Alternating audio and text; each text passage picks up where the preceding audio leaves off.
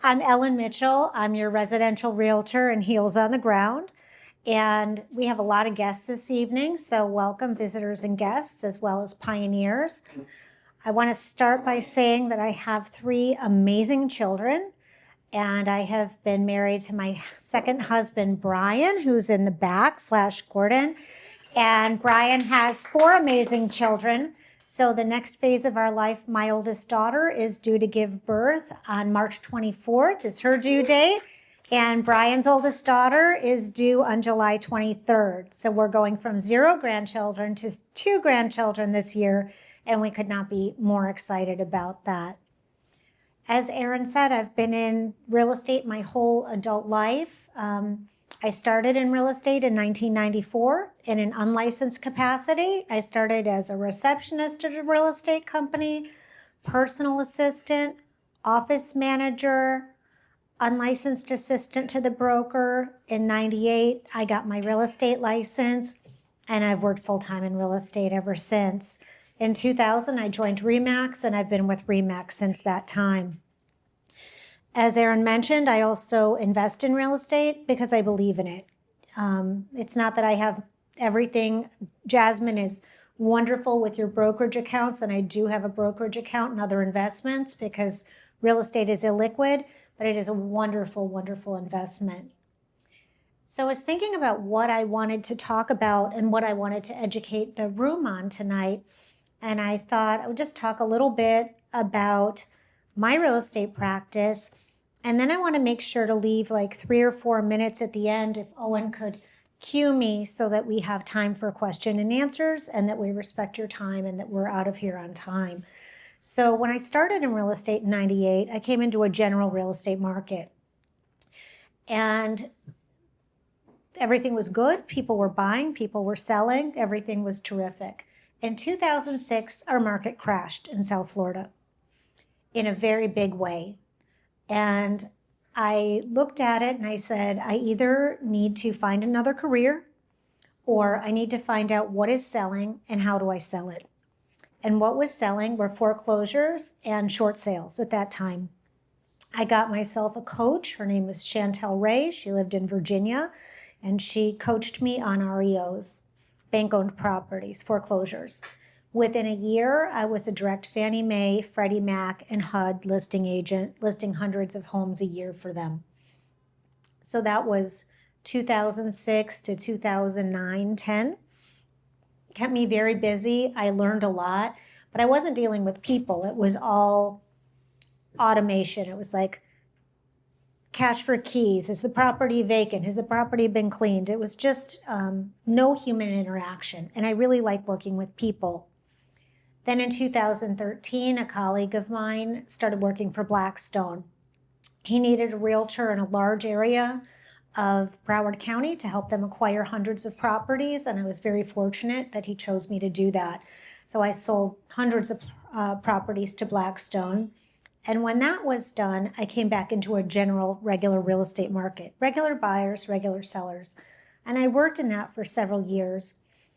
And I didn't love 100% working in the feelings with the people. So it's like, well, my house is worth $100,000 more than the house down the street because I've got new curtains and they're Ralph Lauren curtains and they were specifically made for the home. And so the home is worth a lot more than the neighbors. And working 100% in the feelings was a challenge for me. But I didn't want to go back to just working with corporate. So I looked at my business and I was like, where can I do both? Where can I work with people, with professionals, where we're talking facts, figures, numbers, dates, and still work with people, clients, human interaction, being of service. And I realized that when I was working in probate, guardianship, senior relocation, out-of-state sellers, it was a really good mix of both. Because when I was working with the attorneys, your,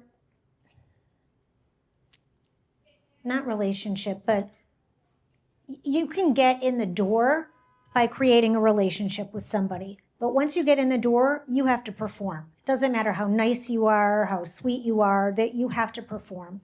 And so I started creating relationships with probate, guardianship, and elder law attorneys.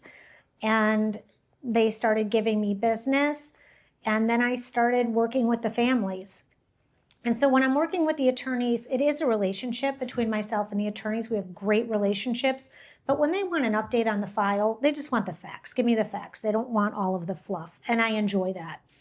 But when I'm working with the families, for example, not the one that I gave you earlier this week, but last week, I had somebody that had a condominium for sale. They hadn't been in the condominium for years. Their uncle had died.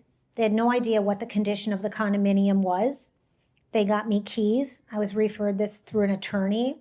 I went to the condo, and I think that we have a video of what I found. So here's the exterior. It's very nice. It's right off the highway in Fort Lauderdale. Beautiful exterior. Condos on the ground floor.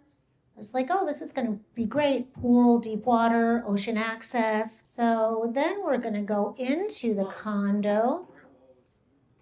And here's the patio. But then here's the inside. So do you see the problem? The drywall has been removed a few feet up from the ground. All the furniture is pushed to the center of the rooms. So it was very obvious that there was a flood. Thank God there was mold remediation that was done. So the property, they did remediate it for mold. But this is what they found. This is what I found. And I had to call the family and let them know that and send them the video and pictures because they'd never been in the property. The uncle who owned it is deceased. And so they live out of state. They don't know what to do. And then I should have some after photos.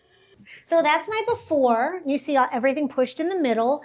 And then after, first I had the unit trashed out. I had the people come in and remove all of the contents of the property. And then I had it deep cleaned really, really well. Now this property is going to sell to an investor. This is not financeable due to the condition of it, but it looks way better now than it looked when I took it over. The family up north, they wouldn't have known someone to come in and trash the property out. They wouldn't have known somebody to come and clean it. They just wouldn't have had those relationships. They don't live down here. And so when I say heels on the ground, I had a client that said to me, Ellen, you do everything. We would have had to come from New York at least 3 more times if we didn't have you. You're our boots on the ground. And I said, thank you, but I feel too feminine to be your boots on the ground. I'd like to be your heels on the ground. And that's how I got that tagline. And so I love what I do. I haven't even mentioned the marketing and sale that I'm exceptional at, but I really, really care. I've been doing this a long time and I'm really good at it because this is what I love to do. Thank you very much.